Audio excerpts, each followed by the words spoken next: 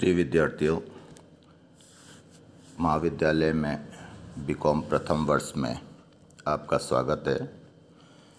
यह जो सत्र है यह कोरोना महामारी के कारण काफ़ी डिस्टर्ब्ड रहा है और हमारा जो पहला ही परिचय हो रहा है वह ऑनलाइन हो रहा है, लेकिन यह संप्रेषण की बाधा के रूप में आपको न महसूस होना चाहिए और न ही इसके कारण आप पर कोई प्रभाव पड़ना चाहिए। आपको मैंने पीडीएफ में सब्जेक्ट मैटर भेजा है, उस सब्जेक्ट मैटर से संबंधित रिकॉर्डिंग्स भी आपको मिलती रहेंगी। वो सब्जेक्ट मैटर आप देखते रहा करें और जब रिकॉर्डिंग होती है तो उस सब्जेक्ट मैटर से रिलेटेड जो भी लेक्चर डिलीवर किया जाता है आप इस बात का ध्यान रखें कि उसे ध्यान से सुनें, क्योंकि एक थ्योरी और एक आपको फेस टू फेस एक्सप्लेनेशन जो होता है उसमें डिफरेंस है। आपको सुनने से ज़्यादा समझ में आएगा। तो जैसे ही कोई वीडियो अपलोड किया जाता है, ऑडियो रिकॉर्डिंग अपलोड की जाती है, आप कृपया उसे सुनें, ध्यान से सुनें और समझें।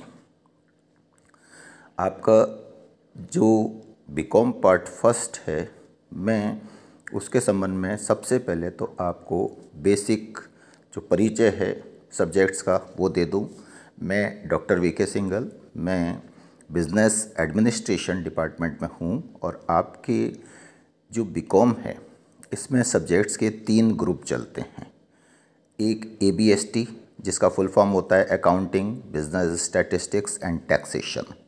दूसरा बिज़नेस मैनेजमेंट, यूनिवर्सिटी में ये बिज़नेस मैनेजमेंट ग्रुप है।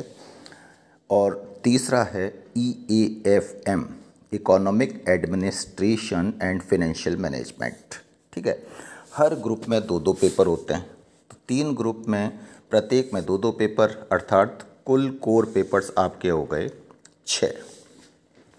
इसके अतिरिक्त आपके 4 कंपलसरी होते हैं, Hindi, English, environmental studies and computer application, जिनमें कि इन 4 में आपको केवल पास होना ज़रूरी है और इसके मार्क्स डिवीज़न में नहीं जुड़ते। ये जो 6 कोर सब्जेक्ट्स हैं इनमें जो मार्क्स आते हैं इनसे ही आपका डिवीज़न काउंट होता है। मैं जो बिज़नेस एडमिनिस्ट्रेशन आपको पढ़ाऊंगा, फर्स्ट ईयर में आपके बिज़नेस एडमिनिस्ट्रेशन ग्रुप में 2 पेपर चलते हैं। पेपर फर्स्ट है प्रिंसिपल्स ऑफ मैनेजमेंट, प्रबंध के सिद्धांत। आप 12th में अगर आप सभी कॉमर्स के विद्यार्थी हैं तो सारे कॉमर्स के विद्यार्थी 12th में इसमें से काफ़ी सब्जेक्ट मैटर पढ़कर आए हैं, तो उन्हें ये सब्जेक्ट तो थोड़ा सा ऐसा लगेगा परिचित सा, क्योंकि इसके कोर्स में आप ये देखिए सारे एलिमेंट्स हैं प्रबंध के, जैसे कि नियोजन हुआ, संगठन हुआ, निदेशन हुआ, नियंत्रण हुआ, समन्वय हुआ और फिर संप्रेषण में आपके जो निदेशन कार्य है उसमें से जो 3 चीज़ें हैं वो सारी इसमें कोर्स में हैं। जैसे संप्रेषण कोर्स में हैं, आपके नेतृत्व कोर्स में हैं, आपके अभिप्रेरणा कोर्स में हैं, परिवर्तन का प्रबंध कोर्स में हैं। तो ये जो प्रबंध का कोर्स है आपका, ये कमोबेश आपको वही जो आप पढ़कर आए हैं उसका विस्तृत रूप है, लेकिन आपका जो पेपर सेकंड चलता है इस ग्रुप में वो आपके लिए नितांत नया है। हालांकि जिन विद्यार्थियों ने साथ साथ ही CPT की परीक्षा की तैयारी की है वो इस सब्जेक्ट से थोड़ा बहुत परिचित होंगे और इस सब्जेक्ट का नाम है व्यापारिक संनियम। इसको व्यापारिक संनियम यानी बिजनेस लॉ, कॉमर्शियल लॉ या मर्केंटाइल लॉ, तीनों नाम से जानते हैं। ये अधिनियम से संबंधित है। आपका जो बिजनेस लॉ है यह सब्जेक्ट आपको बहुत अच्छी तरह समझना पड़ेगा।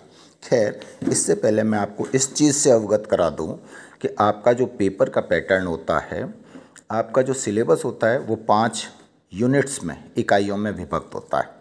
ठीक है, और आपका जो पेपर पैटर्न है वो इस तरह से है कि आपके 10 क्वेश्चन 2-2 नंबर के आते हैं। वो होता है आपका सेक्शन फर्स्ट। आपके सेक्शन सेकंड में 7 क्वेश्चंस आते हैं 8-8 नंबर के, जिनमें से आपको 5 ही अटैम्प्ट करने होते हैं। और सेक्शन सी में आपके 20-20 नंबर के 4 प्रश्न आते हैं, जिनमें से आपको 2 प्रश्न अटैम्प्ट करने होते हैं। तो यह तो है आपका पेपर का स्ट्रक्चर। आपका सिलेबस का जो स्ट्रक्चर है वो मैंने आपको बताया, वो 5 इकाइयों में विभक्त होता है। और आपका पेपर का pattern, section 1 10 questions each of 2 marks, all 10 you have to attempt. Section 2 7 questions of 8 marks each. Of these 7 you have to attempt 5 only.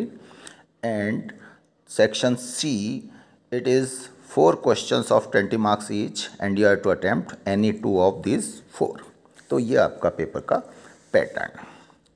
अब अपन शुरुआत जो करेंगे सबसे पहले, वो जो आपका सब्जेक्ट है व्यापारिक संनियम, उसका जो पहला एक्ट है भारतीय अनुबंध अधिनियम 1872, उससे करेंगे। अब नियमित रूप से ये जो ऑडियो देखते अगर रहेंगे और आपके पास जो विषय सामग्री आ रही है उसको पढ़ते रहेंगे तो आपको कतई दिक्कत नहीं आएगी और आराम से आप सहज महसूस करेंगे। साथ ही मैं आपको किताबें और बता देता हूँ। आप दोनों ही सब्जेक्ट में, हिंदी मीडियम के अगर विद्यार्थी हैं तो दोनों ही सब्जेक्ट में RL नोलखा की पुस्तक आती है, वह आप ले सकते हैं। और इसके अतिरिक्त एक और पुस्तक आती है अजमेरा बुक डिपो की डॉक्टर अशोक शर्मा के नाम से, उसके अतिरिक्त शर्मा सुराणा की आती हैं।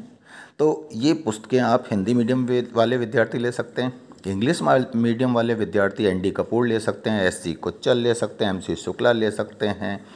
और इसके अतिरिक्त आप मुनीश भंडारी ले सकते हैं। बहुत सारी पुस्तकों का ऑप्शंस आपके पास है, इट डिपेंड्स।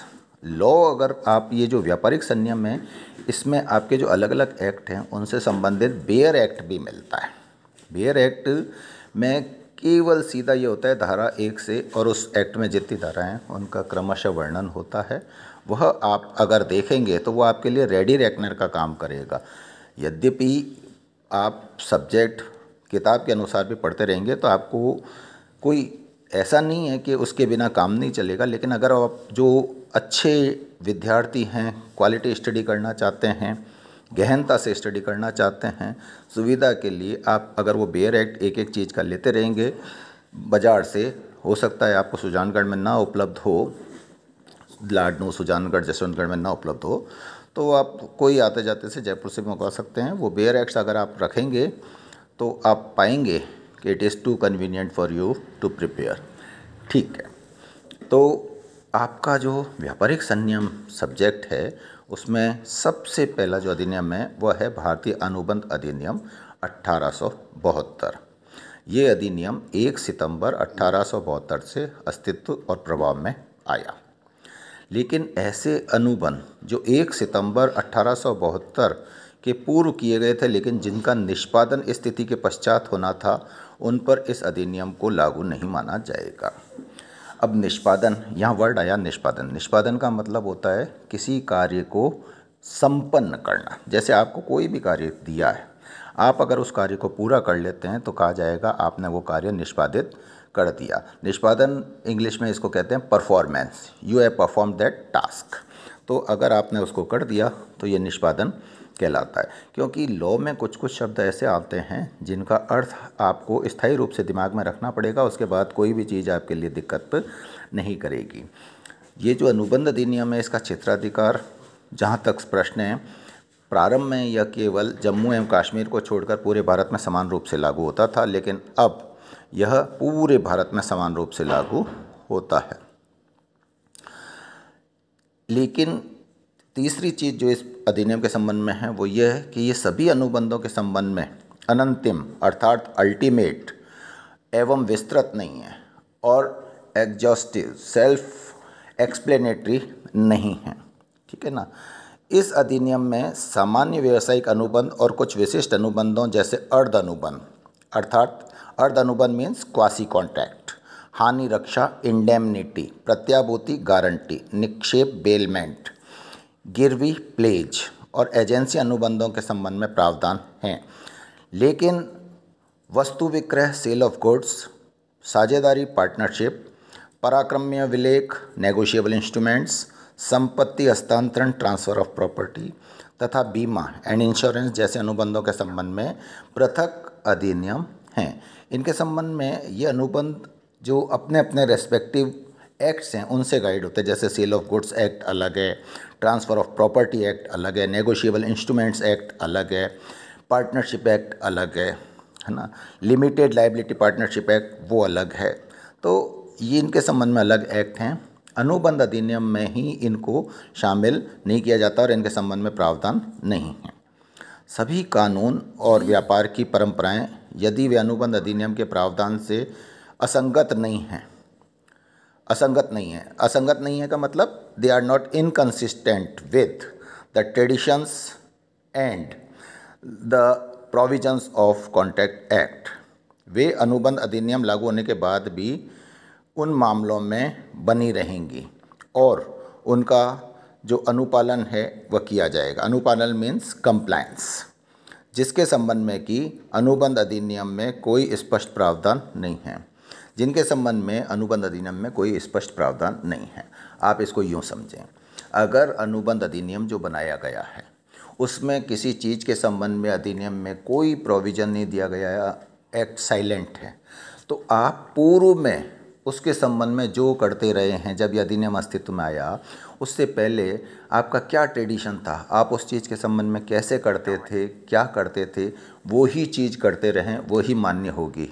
जहाँ एक्ट साइलेंट है वहाँ ट्रेडिशंस ऑफ ट्रेड वो लागू होती हैं, कस्टम्स ऑफ ट्रेड वो लागू होते हैं, तो वो पूर्ववत लागू रहेंगे। एज़ यूजुअल जैसे वो चल रहा था वैसे चलता रहेगा, अगर एक्ट में अदरवाइज़ कोई प्रावधान उस संबंध में नहीं किया गया है तो। जहाँ तक संरचना का प्रश्न है, इस एक्ट में मूल रूप से भारतीय अनुबंध अधिनियम में 266 धाराएं हैं, धाराएं थीं जो कि 11 अध्यायों में समाहित थीं, लेकिन सन 1930 में पृथक से वस्तु विक्रय अधिनियम बन जाने के कारण धारा 76 से 123 तथा सन 1932 में पृथक रूप से साझेदारी अधिनियम बन जाने के कारण धारा 239 से 266 तक को इसमें से निरस्त कर दिया गया तथा वर्तमान में इसमें निम्न प्रावधान हैं। नंबर 1, अनुबंधों और अर्ध अनुबंधों के संबंध में कानून के संबंध में सामान्य सिद्धांत, धारा 1 से 75। निम्न विशिष्ट अनुबंधों के संबंध में प्रावधान: हानि रक्षा एवं guarantee, indemnity and guarantee. Section, धारा को कहते हैं सेक्शन 124 से 147। निक्षेप एवं गिरवी, bailment and pledge, section 148 to 181। Agency, section 182 to 238। ठीक है, ओके, थैंक यू।